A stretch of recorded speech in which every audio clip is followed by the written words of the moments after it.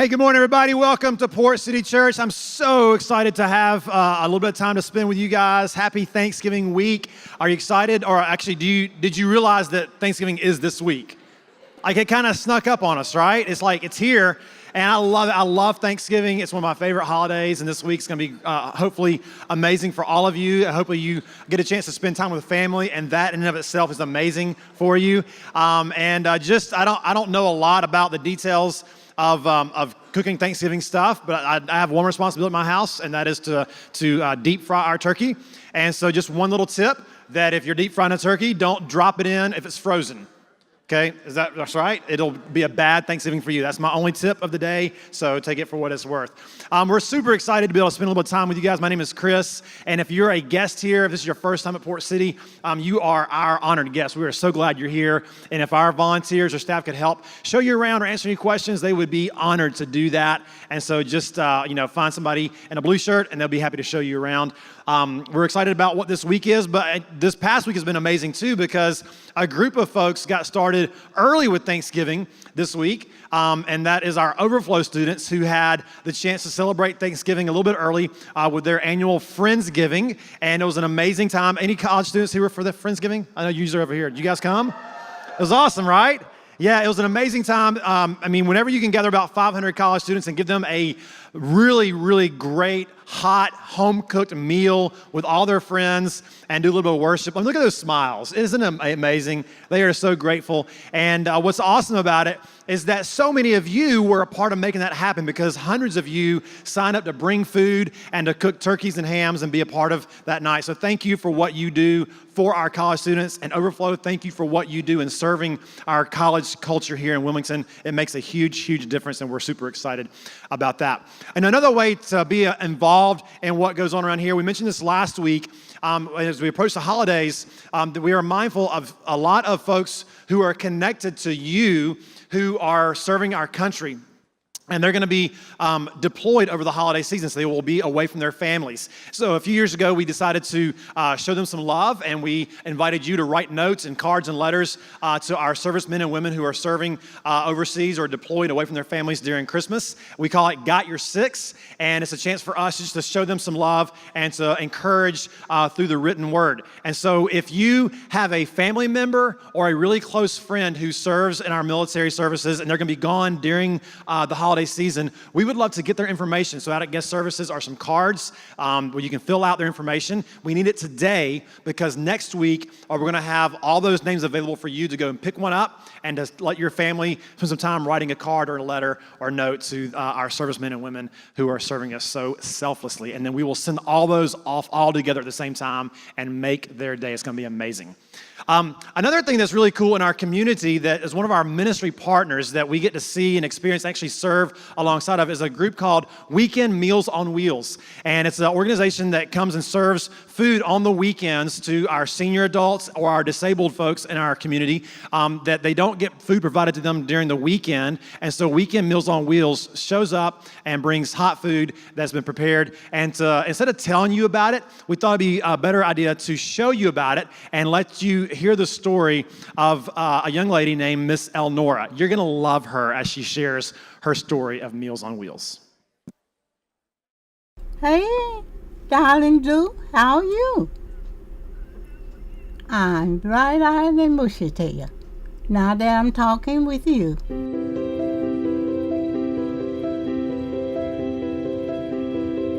I just enjoy calling my co-workers, my church members, my friends, and I enjoy finding new people to call to cheer them up, because when they cheer me up and I cheer them up, we all cheered up. These are some telephone numbers that I call. I have about 50, I would think. Normally, I make about 10 a day. Well, I can't miss calling you today. You make my days. When I don't call you, I don't have a full day. Sometimes we get on the phone and we talk 2 hours. Most of the time we're saying the same thing over 50 times, but at least we're talking with each other. They said, Miss Eleanor, you're the only one that calls me and think about me, and it makes me feel so good. Everybody needs a little cheer. I don't care how tall you may be or how low you may be, you need somebody to rub your back. That's my honey bun. That's my husband, Reverend Joseph Wesley Smith. God took him home, and we love him, but God loves him best. If we would all just love on each other, love them to death, the world will be a better place to live. And these young people, they're doing a good job on weekend meals on wheels to cheer you up, and when you're hungry, to fill you better. I know that at a certain time, somebody's going to knock on that door, and that they're coming to see just me. They ain't going to see anybody else. They're coming to see me, and I really appreciate someone thinking about me. I'm enticed to believe that I'm more grateful for them than I am for the food. It's just nice talking to people, and I pray that, Lord, that they will continue to stay healthy in their mission. That's what it is, a mission. You don't have to go overseas to do a mission work. You're doing a mission right here. I'd like to get up off this wheelchair before I die and walk and do some more mission work. I would volunteer for weekend meals on wheels. I appreciate all the things that people done for me since I've been sick. And I know that there are people that really, really need the help. The Meals on Wheels may be the only meal they'll ever get on the weekend. I'd really like to get out there and be one of those other persons that's helping. So don't hesitate. Just get out there and volunteer. Bring a friend. Bring 2 friends.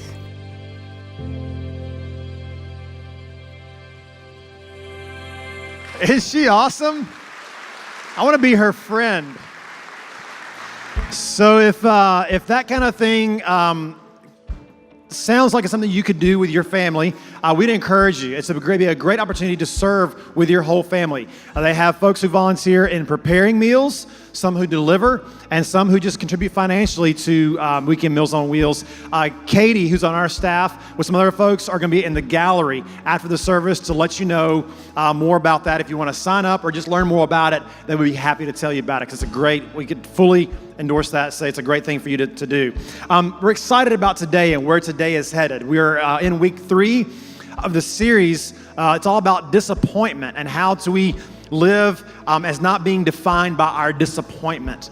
And so I love that today we get to sing and celebrate. In just a minute, as Jennifer and Kaylee and Lee lead us together, we're going to sing from this place of recognizing who Jesus is in our life, and knowing that there may be trials or disappointments that some of us are in the middle of right now, but we have the chance to respond out of joy. As a matter of fact, if you've been tracking along and reading the reading plans with us in your planners, then on Friday, a lot of us read this passage from the book of James in the New Testament. I think it's a great way for us to think about how we're going to sing this morning. When James says this, he says, "My fellow believers, when it seems as though you are facing nothing but difficulties," and has anybody ever been there, right? "See it as an invaluable opportunity to experience the greatest joy that you can. For you know that when your faith is tested, it stirs up power within you to endure all things." So a lot of us who are here, maybe you would define yourself as being in the middle of some of the greatest difficulties ever. You call them trials, difficulties, testing, whatever it might be. It's all the same thing. It's the things that we have identified as the things that we really need to see God be faithful in, but we're not sure what that looks like. It's anxiety. It's depression. It's fear. It's uncertainty about what the future holds for you. Wherever those things might be, for us to take that as an opportunity to have great, undeniable joy. Is it possible to sit in your seat where you're at, and from the posture that you're in, what you know you are facing in the next few days or the next few weeks, and to say, God, I want to consider this joy. It seems unnatural, but I'm going to consider it joy. So we're going to sing in a minute as they lead us. We're going to sing about, you are God, you are good, and you will never let me down. That's a promise that He is good. We're going to sing that His promises are always answered by His yes and our amen. And then Kaylee's going to teach us this new song. We're going to listen to this song and let it kind of wash over us. This song about the peace of God, the peace of Jesus, that He brings peace in the middle of our chaos, because that's who He is. And that's how we're going to sing today. And I want to invite you to be a part of that. in just a minute as we're going to stand up and we're going to say hello to some folks. So as we do that, I'd love for you to invite you to share, as you meet somebody around you, just share one thing that you're really grateful for today. And it may be that you can say, I'm grateful for the trial that I'm in the middle of. It's hard and it's tough and I don't see the way through it, but I'm grateful for it because of what God's going to do to redeem it and to tell a story in my life, okay? So why don't you go ahead and stand up. We're going to take one whole minute and say hello to a few folks around us. Introduce yourself, tell them what you're grateful for, and then we're going to sing together.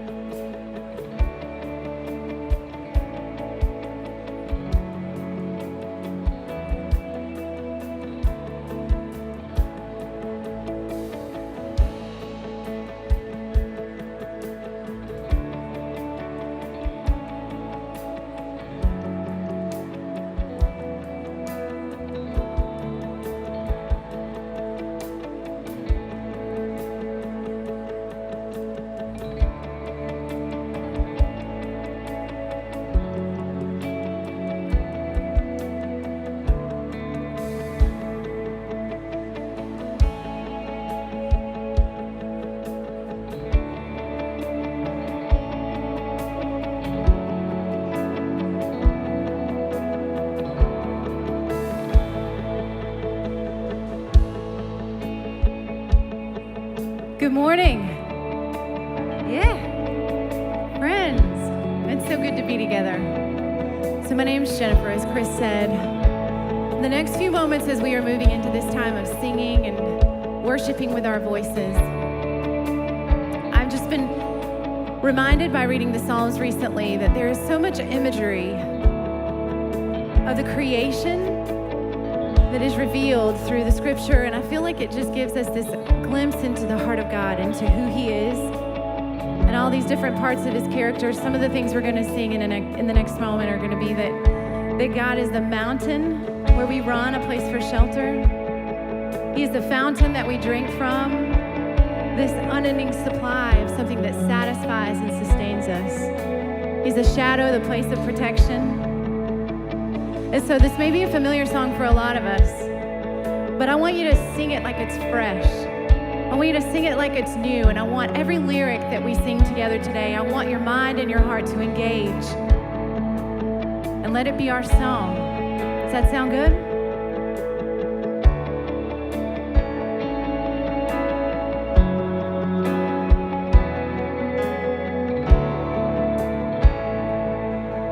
Let the King of my heart be the mountain where I run, the fountain I drink from.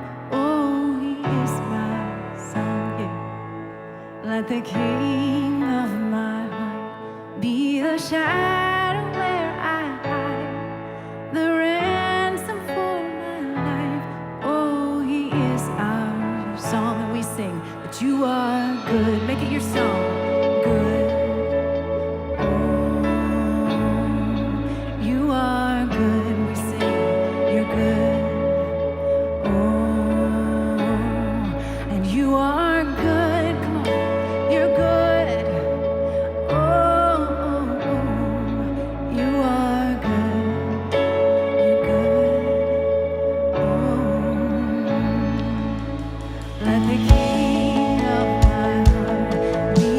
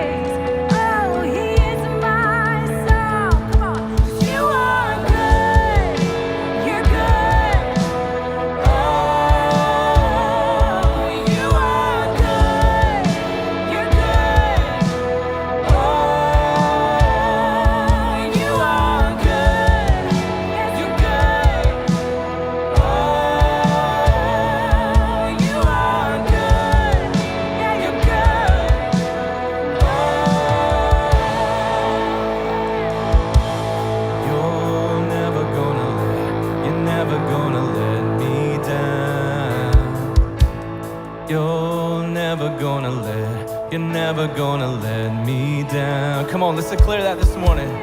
You're never gonna let me down. You're never gonna let me down. Hey!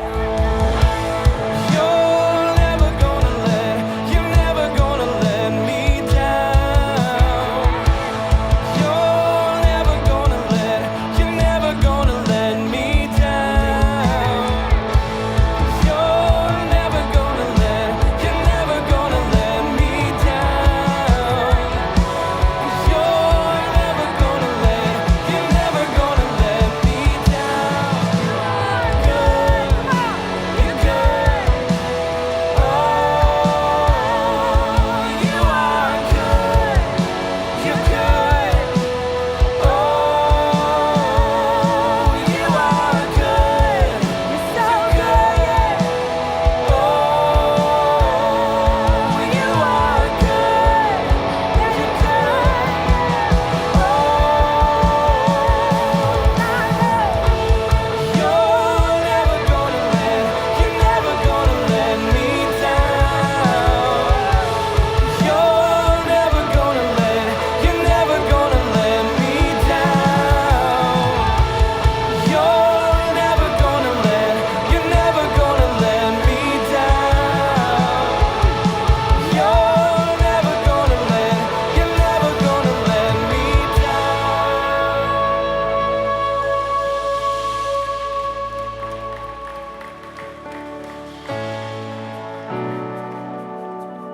It's good truth there, amen.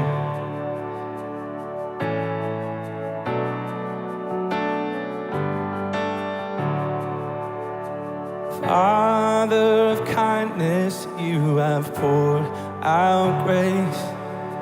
You brought me out of darkness, you have filled me with peace. Giver of mercy, you're my help in time of need. Lord, I can't help but sing. So let's sing. Faithful you are, faithful forever you will be. Faithful you are, and all your promises are yes and amen. And all your promises are yes and amen.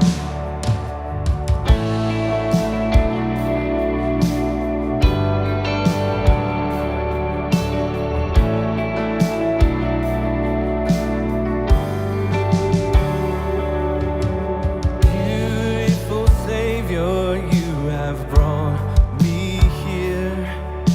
You pulled me from the ashes, you have broken every curse.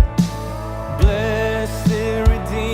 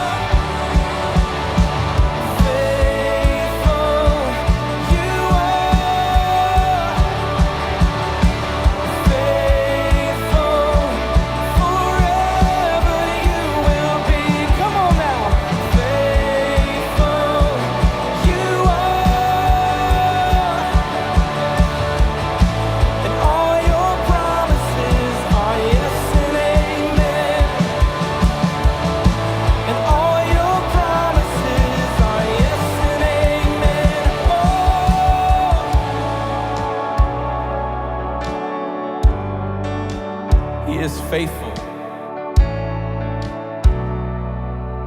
Maybe it's a good time to think about a time that He's brought you through. He's shown you His faithfulness as we sing this next part. We'll rest in your promises. My confidence is your faithfulness, and I will rest in your promises. My confidence is your faithfulness, and I will rest in your promises. My confidence is your faithfulness, and I will rest in your promises. My confidence, oh, is your faithfulness. Sing it out. I will rest in your promises. My confidence is your faithfulness, and I will rest in your promises. My confidence is your faithfulness. Faithful you are, faithful forever you will be. Faithful you are, and all your promises are yes and amen. Faithful you are, faithful forever you will be. Faithful you are, and all your promises are yes and amen. Oh, and all your promises are yes and amen. They are. And all your promises are yes and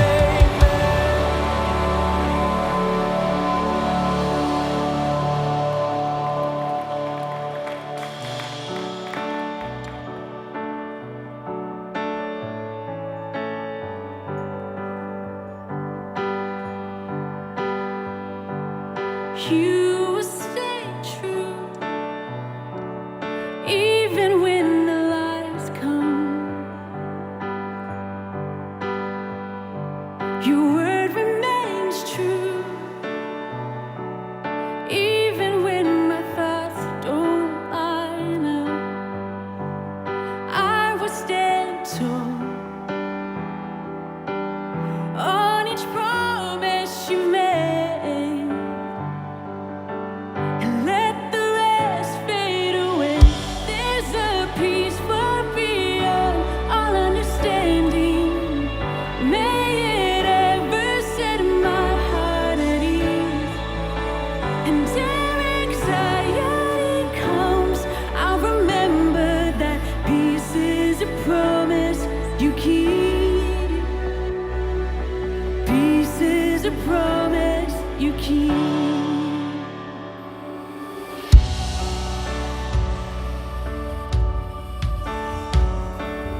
You will stay true, even in the chaos.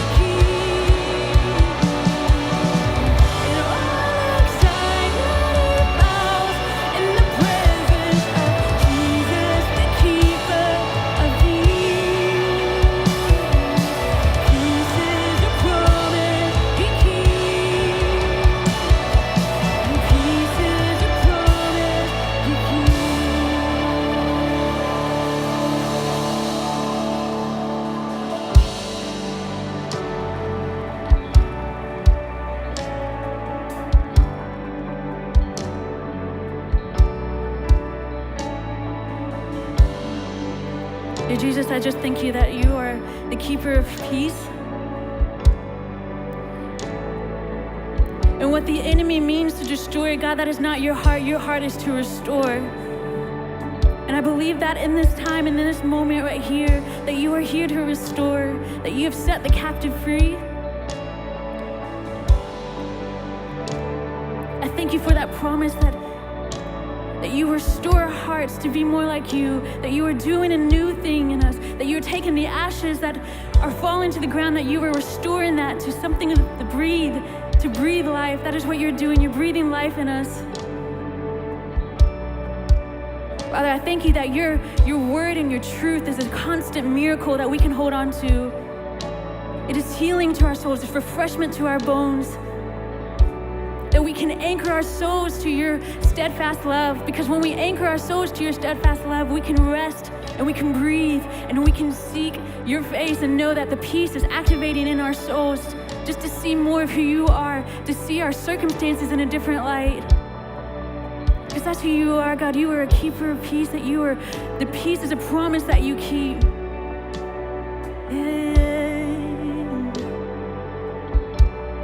You're the keeper of peace. You're the keeper of peace. Yeah, we love you and we thank you that we can come together and to gather your name and declare your great name, that you are Jehovah Shalom. The Lord is peace. We love you, we praise you in Jesus' name. Amen. Yeah, thank you guys so much for just joining us as we worship. You may have a seat. And I invite the host team to come down and receive the offering. And as you're sitting, I encourage you guys, just like Chris was sharing this Bible verse, you'll see it on the screen. And I just encourage you guys to read that and to ask yourself, what is one thing that stands out that you can hold on to as you walk through this week? Thank you.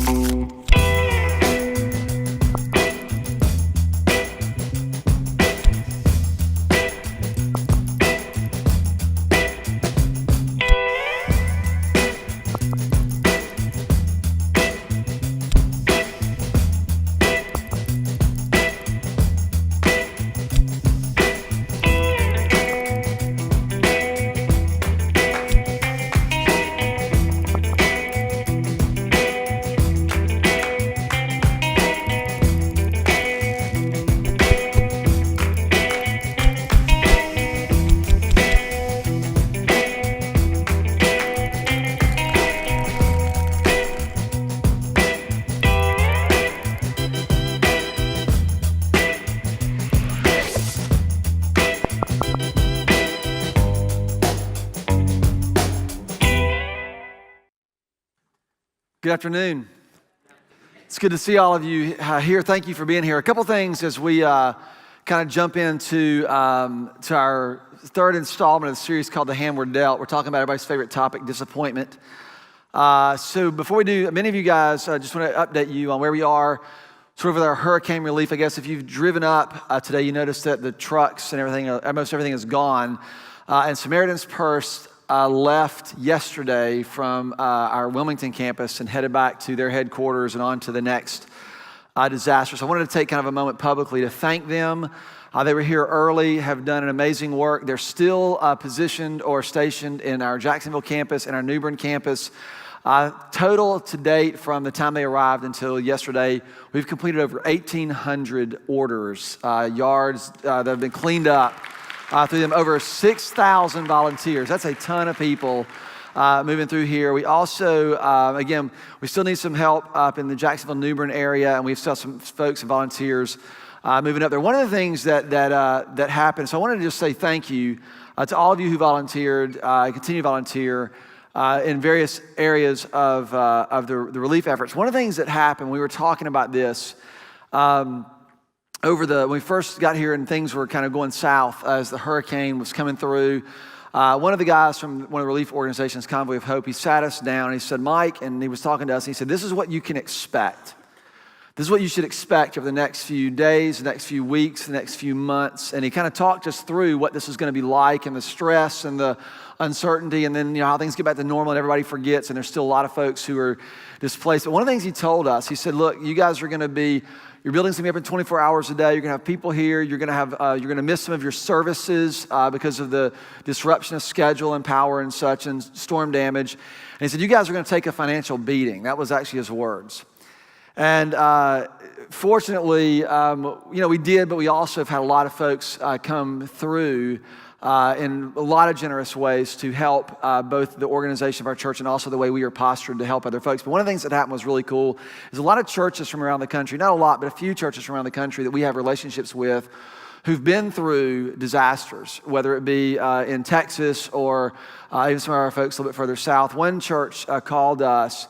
A pretty good-sized church called and said, hey, Mike, we want to help you guys. We know what it's like. We've been through this before. We understand what this can look like in the first initial days and weeks. And we're going to send a truck, 3 trucks full of supplies up to you guys. Convoy was able to take that, and they sent us a check for $50,000. And so I say that, that's a good thing. So the reason I say that is because part of our goal, our strategy, being on the receiving end of that is a humbling thing. It also really kind of reflects our heart where we want to be. We want to be financially positioned to respond to the needs in our community, to the needs around our region where we have a presence with our campuses, and certainly to other churches and places and ways in which we can participate and help out. So that's a lot of our focus and our strategy and the way we leverage and steward our resources. And so being on the receiving end reminded me of that. Also, one other thing that you need to know, a lot of folks who went through the storm, what happens is, people lose their home, or they have to move out of their home, or then they also have rental and mortgage. And a lot of folks did not work for 2 or 3 weeks as their businesses were closed, and they lost salary. And for most people, you lose 3 or 4 weeks of salary and you're in financial trouble. And we've seen that. So what we've done is we've taken some of the resources we've been given, and it's a significant amount of money. And since the day we were open, maybe a week after we were open back up, we've been running folks through every single 3 days a week, helping them see what their financial needs are, how we can help, using gift cards that we collected, using cash, paying electric bills, mortgage payments, rental checks, the whole thing. And we have been working with over 200 people on all of our campuses individually to help them get back on their feet financially. It has been an extraordinary reach from our church. And this morning I was talking to one of our staff members who's been working through this, and what they're doing this week is they're going through every person that we've helped over the last 6 weeks. They're calling them and finding out where they are and do they still need help and how can we continue to support them in that. I thought, this is unbelievable how the church is able to respond to all these needs. So I just wanted to take a minute to say thank you and let you know what kind of church we get to be a part of and what kind of church we are becoming. And it makes me excited, and I want to celebrate that together. So thank you for being a part of it. I think that's worth kind of saying yes, because it's a good thing. So enough with the hope. Let's talk about disappointment. All right, so this, in case you don't know, this is a scuba tank. Now, I am not a scuba diver, but I have scuba dove, or whatever you would say. I have dove with a scuba, whatever you would call it. I've done it before. And I am certified. And for those how many scuba divers in the room? Any scuba divers? Got a couple? Yeah, perfect, good. It's unlike anything else. I don't do it a lot. It's been, in fact, a long time since I've done it, but I got certified. I remember when we were going through this, I love the water, been in the water much of my life, spent a lot of time in the water. And it's the weirdest thing, Because when you first get in there, you're all excited. They train you, they teach you on land, and you're putting all this stuff on. You got your scuba tank on, you get in the water, you got your mask on, you got this thing, and you put it in your mouth. And then all of a sudden, they just tell you, just when you go underwater, just breathe like normal. Now, I can tell you, when you go underwater, there's nothing normal about trying to breathe underwater. There's no sense of normalcy. You go underneath there, and as you start to feel this, you're trying to go, oh my gosh, you start breathing out your nose, you blow your mask up, water comes in, you go, ah, and you back to the top. And this happens because it's like everything about you feels like this is wrong and it shouldn't be happening. All of a sudden, and they train you, or at least we learn, in the bottom of a pool. So we got in the pool, we're sitting in the pool, and we go to the bottom, and all of a sudden you find, the first time it happens, you kind of get yourself calm, and you know you're not going to drown. You go, you're like, I am breathing underwater. This is the coolest thing ever. I come out to the top, I tell the instructor, I'm like, dude, we are breathing underwater. This is so awesome. He's like, you haven't even seen any fish yet. Like, this is nothing. Like, I don't care. This is cool. Let's go back to the bottom. It's just so cool. And it takes so much in your head and in your brain to think about doing something in a way that is so different than the way that you are used to doing it. That's the hard thing about it. This is like basically what we're going to talk about. This is, for most people, for me, I would breathe this tank in about 30 minutes because I'd be like, if you're a good diver, experienced diver, this tank could last you up to 2 hours. So we're going to think and just say this right here is sort of a promise. This is a 2-hour promise, and we're going to leave it right there, and we'll come back to it in just a little bit. What we were thinking about is how do we get accustomed to doing something in a way that is so different than the way we're used to doing it normally. That's what we want to talk about today. So if you've not been here, we've been talking about disappointment. And specifically, in the context of disappointment, we're really talking about the fact that what disappointment does is it sort of erodes or it steals or it threatens our hope. And we're talking about hope, or a hope in a way that does not disappoint. That does not disappoint. Last week, I left you, and I asked you to pray this prayer, right, from Psalm chapter 9. And we left, and we're like, okay, we're designed to be satisfied with God. So there's a Psalm 90. God, satisfy me in the morning with your steadfast love, that I might rejoice and be glad today. I'm not looking for my circumstances. I'm not looking for the kids to behave. I'm not looking for my job to go out. I just said, you satisfy me in the morning with your steadfast love. I don't know how many of you guys have prayed that. Every day. I've been praying every day. I woke up last Monday. Monday is my day off. And you think of all the days to be satisfied with the steadfast love of the Lord, it would be on your day off when you have nothing to do. I woke up in the morning, I went to my kitchen, got my coffee, because that was kind of first order of business, sat down with my journal, my planner, got it out, began to pray, and I just opened, I said, God, satisfy me in the morning with your steadfast love. And then the day started to happen. And I don't know what it was. I was just kind of foul. Have you ever had those days? And you're kind of foul, and you just want to make sure that everybody knows that you're foul. That was kind of what I was working towards that day. So all day, I'm just trying to God, satisfy, what is wrong? I prayed this prayer. Why aren't you answering this? Satisfy me with your steadfast love. And instead of being satisfied, I kept telling myself, if this happened, that happened, this happened, that happened. If this wasn't going on, that wasn't going on, then I would be satisfied. And when I realized that it's not enough to just say a prayer and then all of a sudden it happens. I don't know if you've ever experienced that before. It's not enough to just pray and say, God, do this for me. It doesn't just work that way. There are things that I have to do. I have to wrestle through some things. There's angst that I had to deal with. And I realized it took me, I said, God, satisfy me in the morning with your steadfast love. He waited till about 4 o'clock in the afternoon to do it. And there are days that are like that. It just takes longer. It just takes us a way for us to stay in something long enough to feel and to sense and to understand what's happening in us, what's happening around us, how we process all of this together. And that's what I want to talk about is there's a promise that has been given to us, and how do we take that promise that is given somewhere in the future and leverage it for what's going to happen to you today, tomorrow, the next day, and the next. And that's what we're going to look at over the next few minutes we have together. If you have your Bibles, whether you have a real Bible or you have your fake Bible on your phone, either one of those are fine. If you go there, we're going to look in Hebrews chapter 6 and then chapter 10. So we're going to be in the back of the New Testament. Hebrews chapter 6 and Hebrews chapter 10. I'm going to dance around on a couple other passages because the core passage we've been looking at over the last couple of weeks is out of Romans chapter 5. Romans chapter 5, verse 1, it says, therefore we have been justified through faith, and now we have peace with God. If you remember this, that we have been ushered in or reconciled into this, we have access into this grace in which we now stand. That's the picture. And the grace in which we now stand is not like stand and I'm here and I'm not anywhere else. The grace in which we stand, the word is the grace in which we remain steadfast. It's not stationary, but it is steadfast. It moves, but it moves with us. It moves in us. We move with it. There's a grace in which we have been ushered into. We remain steadfastly there. And it says, so we rejoice in that. So basically it's just saying, if you have a relationship with God through Christ, if you have been made right with God, you go, yes, we celebrate that. That's exactly what that verse says. But then it says we don't just rejoice in this. We also rejoice in our sufferings when things go south, when things are difficult, when things are hard. Why? And he gives us a reason. Because we know that our suffering produces perseverance, and our perseverance produces character, and our character produces hope. And this hope does not disappoint because God's love has been poured out into our hearts by His Spirit. So there's something about this hope that we are given that is related to or connected to His love being poured out. It's continuous, it's constant, it's available, it's current. We've got to start thinking about this and get this picture in our head so that we don't get disappointed because God didn't do what we think that He ought to do and that His promises somehow aren't measured. We just sang a song, right? We said, God, I want to rest in your promises. What does that mean? That's what we're going to look at tonight. Now, we're going to start with Hebrews, and I want to read this, Hebrews chapter 6. Hebrews chapter 6, and the first part, verse 17, 18, it basically says that God's promise is His unchangeable and unfailing purpose. That's His promise. And He says He's given us this promise. He's given us this promise. He said, here's the promise, and here's why. Verse 17 and 18. So that we who have fled to take hold of the hope before us may be greatly encouraged.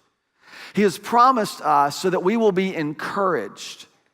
Now, whenever you need to be encouraged, it means that you need courage. It means that there's some reason to give up or give in, and you need to be encouraged in this moment. So He says He's made this promise so that we will take hold of this hope. What we have fled from and what we have grabbed onto, we'll grab onto, we'll be greatly encouraged. For we have this hope as an anchor for our soul. It is firm and secure. Now, it's interesting to me that what gets the anchor is it is an anchor for our soul. If you're a child of the 80s, you'll recognize this as the Journey Escape font from 1982. Now, so the question is, what is your soul? When we think about soul, a lot of us think about soul as the sort of the ghost part of us. When our bodies die, our soul goes to heaven. It floats up with wings, and it's or with wings, and it's kind of transparent or translucent. You can see through it. It's like the cartoons when the coyote gets smashed by a boulder, and his little apparition would float up. It's like his soul, but that's not what our soul is at all. Our soul isn't the part of us that lives on. Our soul is actually us. Our soul is the part that integrates your mind, your body, your will. It's the part that integrates. It's the whole person. It's what integrates you into a whole being. What He is saying to us is there is a hope for your soul. There's a hope for you to remain and to live as a whole person with integrity. Not just character, with integrity, with wholeness in this life, in this world. This is a way for us to do that. And that's what He's talking about. And so what we reviewed last week is we talked about the fact that our hope does not rest on met expectations. And this is how most of us live. Our hope does not rest on met expectations. We said last week, or we talked about it as being expectations, but what a lot of us do, the process by which we sort of live, is it starts with our perception, our perceptions. Whatever it is that we see, this is how we think things ought to be. And that's how we start off. We go, this is how things ought to be. This is what's going to satisfy my soul.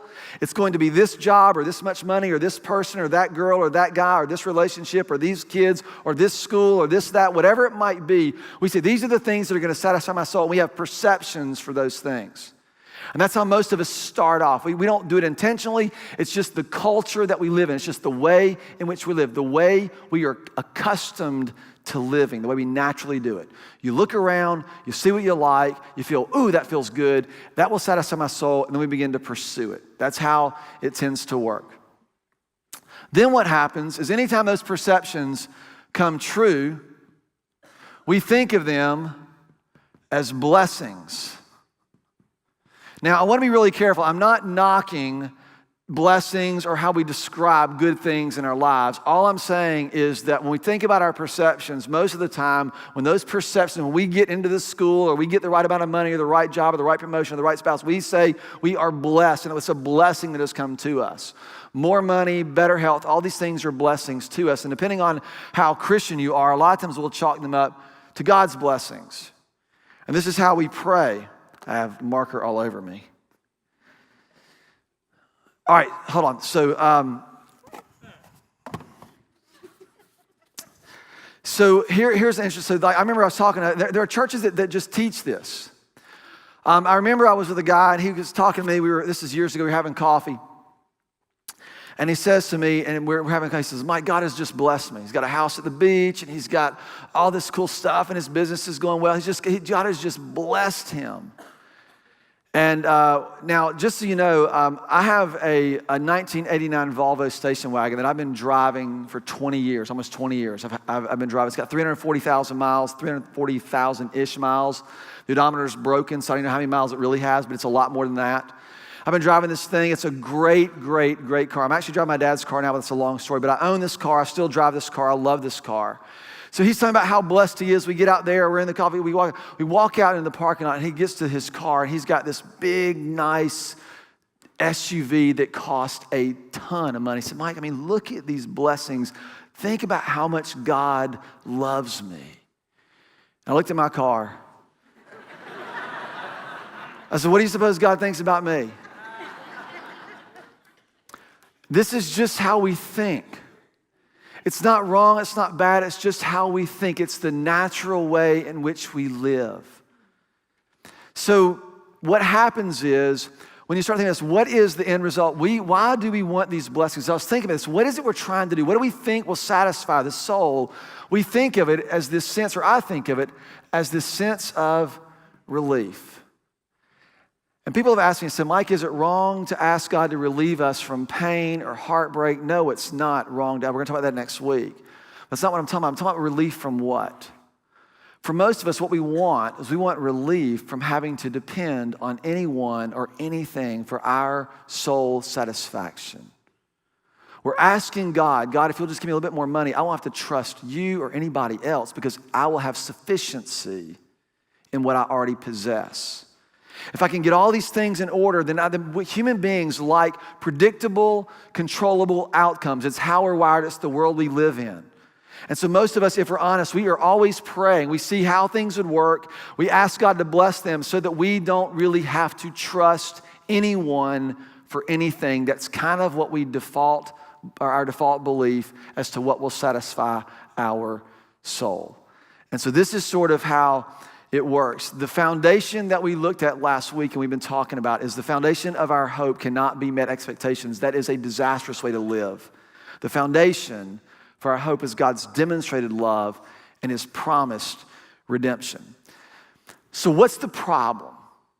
Why does this happen? Because what a lot of us do, we look around, we go, what's wrong with wanting this? There's nothing wrong with our wants. Remember last week, every longing at its core is a longing for life. The human soul longs deeply for things. And for some of you, you've stopped wanting things just because you're afraid to be disappointed. You've learned that the more you want something, and then the more it doesn't happen, the more disappointed you become. So you just kind of give up wanting, and something breaks inside of you. Because you're afraid, you've just learned that it's easier not to want so badly. And so you just suppress all that desire. And all it does is just create this chaos inside of your head and your heart. It creates all kinds of stuff. And it's because of fear. It's because of fear. So I was thinking about this, and I was reading a book. And this is an unbelievable quote. Because I've often wondered, why is it that we just long so deeply? And I do anyway, long so deeply.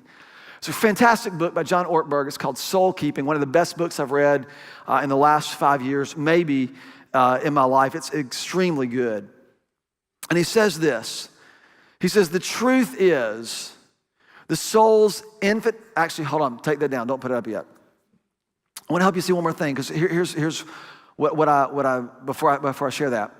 When I was thinking about this, the way in which we think about disappointment, we already have, if you think about this, when we're chronically disappointed, if you're disappointed with something or someone or something that hasn't worked out the way you want, you probably have a perception of how things ought to go. You probably have some picture. If this happened, I wouldn't feel the way I do. If this worked out this way, I wouldn't be as disappointed as I am. You probably have a picture of that. When I was growing up, I have a family of 5. I have a mom and dad, an older brother, me, and then a younger brother. So I'm the middle child. My family loves to play cards, like literal playing cards. They play all kinds of games. They play hearts, they play spades, they play hand and foot, they play all kinds of cards. Now, because most card games only require 4 people, you can see what happens. It's usually my mom, my dad, my older brother, my younger brother. Might just go entertain yourself. And so, which explains a lot, right?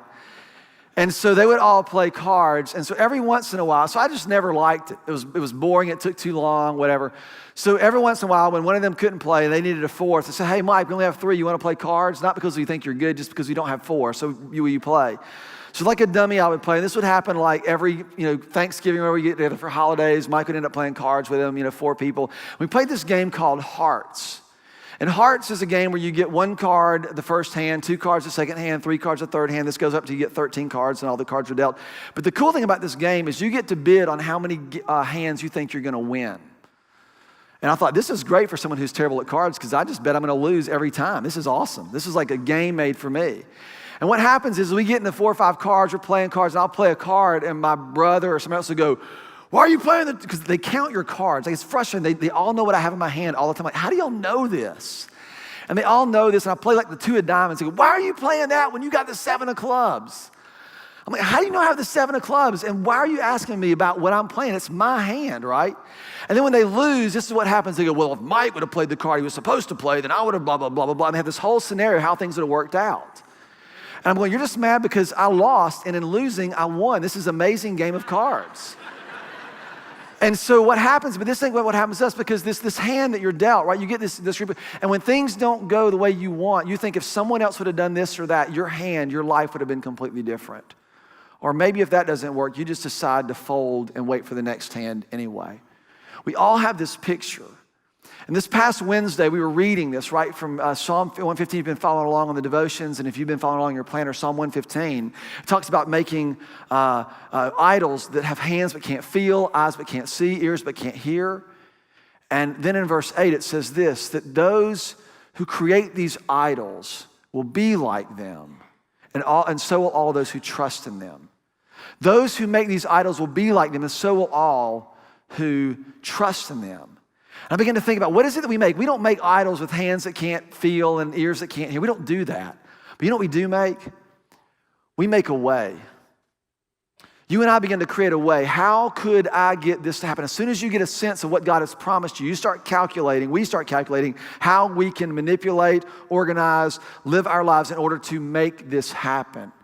And the problem is, those who create these things end up trusting these things. And what we trust is we trust the way in which we see things. We trust the way that we make for ourselves when a way, the way, has already been made. And that's through Christ. That's what he's asking us for. So back to this idea, why is it that we desire? What is it we want so much? And I love this. This right here is mind-blowing from Soul Keeping. Let's read this together. It says, the truth is that the soul's infinite capacity to desire is the mirror image of God's infinite capacity to give. I was like, I'd never thought of that before. God's infinite capacity our infinite capacity to desire is a mirror image of God's infinite capacity to give. Someone once observed, said, human beings are limited in every possible way except one. That is, we have unlimited desire. We always want more. Look what he continues to say. What if the real reason that we feel like we never have enough is that God is not yet finished giving? What if that were true? He continues reading. He says, our soul's problem is not our neediness, but our fallenness. Our need was meant to point us to God. Instead, we fasten our minds and our bodies and our wills, our souls get fastened and their hope gets fixed on other sources of ultimate devotion and satisfaction. So how then do we break that? Now, here's what I have to do in our remaining 7 minutes. Hebrews chapter 10, verse 35. This passage starts off and basically says people are being killed for their faith. and it's going to be a tough road. And I don't think we're in that same boat, but we certainly can understand what the tough road is like. And he says, when things get hard and you need to be encouraged, here's what I want you to understand. When things are hard, things are going to be hard. Therefore, do not throw away your confidence, which has great reward. For you have need of endurance, so that when you have done the will of God, you may receive what is promised. So when I'm reading this, what I do is I look at this and it says, the first thing I notice is it says, don't throw away your confidence because it has great reward. So I just write down confidence. I just put it over here somewhere I can kind of hold on to it. Confidence. It says that it's got a great reward. It has something. And then we keep reading, it says that we have a need for endurance, that we need endurance in order to do the will of God, in order to receive what is promised. So begin to notice there's an order to this, and it's not like the way I would think. That somehow I want to put promise up here because I've been promised something, and that's what I want to go get. That's usually my perception, this promise. I want to go get this. And the way, once I do God's promise, I will do God's will. But then he says this in this really bizarre order. He says, you have a need for endurance. Because when you endure, or you will need endurance in order to do God's will. Do you know what God's will is? Everybody thinks about this. We think, oh, what is God's will for my life? And what we usually mean is, what kind of job am I supposed to have? People say, oh, Mike, you're doing God's will because you're a preacher and that looks like you're doing what you're supposed to do. That's not what God's will is. God's will is not about what occupation you do. What Jesus said very simply is, if you want to know what the will of God is, the will of my Father is to believe in me. Jesus said very simply, God's will for you has nothing to do with what you do. God's will for you is to believe in His Son whom He sent. His will is to believe, and we need endurance to continue to believe. And then when we believe, we will receive what is promised. You know what is promised? What is promised is His purpose. He has promised that His purpose will never, ever be thwarted or stopped. That no circumstance can stop God's purpose for your life, for my life, for what He has intended to happen, to be in our souls. And so with this, we got to start thinking about, okay, how does this promise happen? Because what happens to a lot of us is we think that the promise is this thing we're going to receive. Now, this is a 2-hour promise right here. If I give you a 2-hour promise and just go, here you go, and I threw it at you, you would catch it and you'd fall on your back and go, because it's pretty heavy. I hurt my back last week. It's pretty heavy. This is kind of a 2-hour promise. You don't get this 2-hour promise all at one time. Instead, you need a mechanism.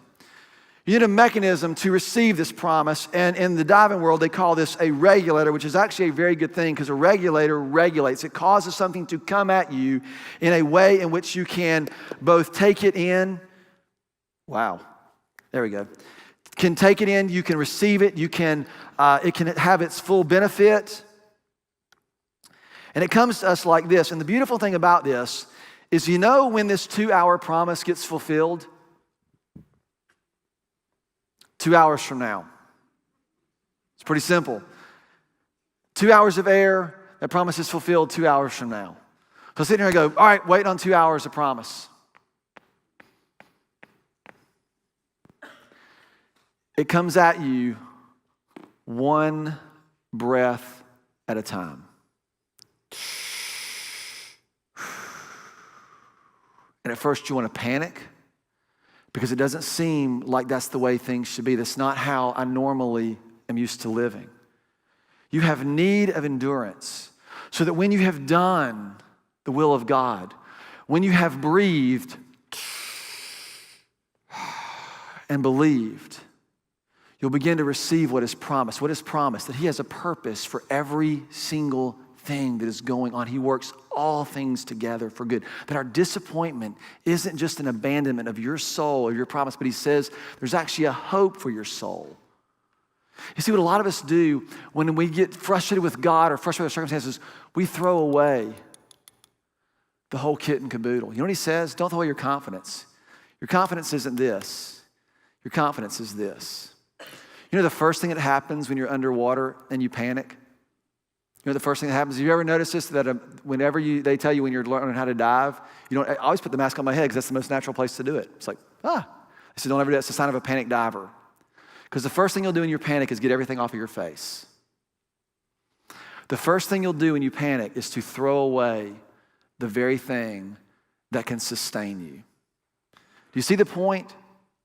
The first thing that a lot of us do when God doesn't seem to be doing what we want him to do, when our perceptions aren't working out, is we go, then he's not blessing and he's not going to provide this, and we throw away the very thing we need to be sustained. It's interesting if you keep reading this, he quotes the next verse in Hebrews 10. He quotes from the book of Habakkuk. For a little while, he says, and this is verse 37, I believe, 37. This is the writer of Hebrews quoting from the Old Testament prophet. So he says, don't throw away your confidence. For a little while, the coming one, he will not delay. God's going to come. He's going to be faithful. You're going to experience this. But my righteous one shall live by faith. And if he shrinks back, my soul has no pleasure in him. That's kind of a harsh thing for God to say about you, right? If you shrink back, shame on you. You're a terrible Christian. It's not what it says. We don't think about this fully because it says that my soul has no pleasure in him. How does God find pleasure in us? If you read the next chapter, it says that without faith it is impossible to please God. Whoever comes to him must believe that he is, and he is the one who rewards those who earnestly seek him. The idea is that the way God finds pleasure in you isn't by you behaving or even mustering up the courage and willpower to do the intentions that you have. The way you please God, the way he finds pleasure is by you simply trusting him in the moment. That's his will. And you need endurance to do this. If we keep reading, it says this, verse 39. One more thing real quick, because he talks about this idea of shrinking back. And I think of it right here. If you go back and you read this in Hebrews, it doesn't sound as harsh because the way shrink back is defined is pulling back to this. He says that it's the soul who is puffed up and lacks wholeness. Whenever things don't go your way, it's almost always going to pull you apart and pull you back. And he says, but those who live by faith experience something very differently, and you need endurance. Do not throw away your confidence because this has great reward. You know what the reward for your confidence is? Hope. That's the reward for your confidence. That when you take a breath and you exhale and all the bubbles go up and you breathe back in again, it is still there. It still remains for you. So here's how I want for us to conclude. A lot of us think hope is going to be found when the promise is fulfilled, when the end comes, but that's not how it works. Hope comes to us in moments. Just as a single moment can throw you off and really harm who you are, a moment can change the trajectory of your life in the opposite direction as well. It's interesting to me how we define a bad day. We have like two folders, a good day and a bad day. Everything can be going so good, and you get stuck in traffic. It's like, oh, it's a bad day. You have 5 bad minutes, and the whole day is bad. The hope comes to us in moments. Do not throw away your confidence. Do not throw away your confidence. You need endurance in order to believe. This is kind of interesting. You don't need endurance to get through what you're going through. That's true. But you need endurance to believe. So I'm thinking, what is endurance? A lot of us think endurance is just sucking it up and just putting up with it and just deal with it. It's not what endurance is. If you think about what endurance is something that allows you to continue when you want to quit or give up or give in. When you want to panic and send this out of your face, endurance isn't about trying hard to, It's not what endurance is about. And I wrote this down, and I put this on the screen so you can read and understand what I mean by endurance. Endurance is this. Endurance is sufficient strength for the moment. There it is, right there. Endurance is sufficient strength for the moment, in the moment. God's promise then comes to you one breath at a time. I'm so glad you come to church on Sunday nights and are here with us. I am. But let me tell you, coming to church once a week ain't going to do it. It just ain't gonna do it. Some of you got right.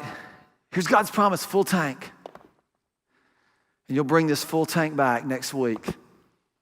And the reason is because you never learned how to draw on it. You never learned how to step into it, to breathe it in, to trust it in the moment as you need it, to find that His grace is sufficient for you. It provides a sufficient strength for that moment, in that moment. 2 hours of oxygen doesn't mean anything to me unless it comes to me one breath at a time. Most of us miss God's purpose because it doesn't match our perceptions. It's interesting. When you live this, at the very end of this, you get relief. Whew. Don't have to trust anybody for anything. Now, if you're like me and you're human, that actually sounds pretty good. To not have to trust anybody for anything. But that's what we get at the end of this road. At the end of this road, you get what God has promised. I don't know about you, but that's what I want. And I believe that's what you want because that's exactly what you have been made for. So I hope that you'll take and like I said, every day, God, satisfy me in the morning with your steadfast love. God, satisfy me in the morning and you feel so alive and so full and so free. Oh, He's done it. And then your kids get up. You're like, what happened? Or you go to work, or you get in your car and you have to drive in traffic, or you go to school, or whatever it is that you do. And you go, it just doesn't work. And you go, no. It does work.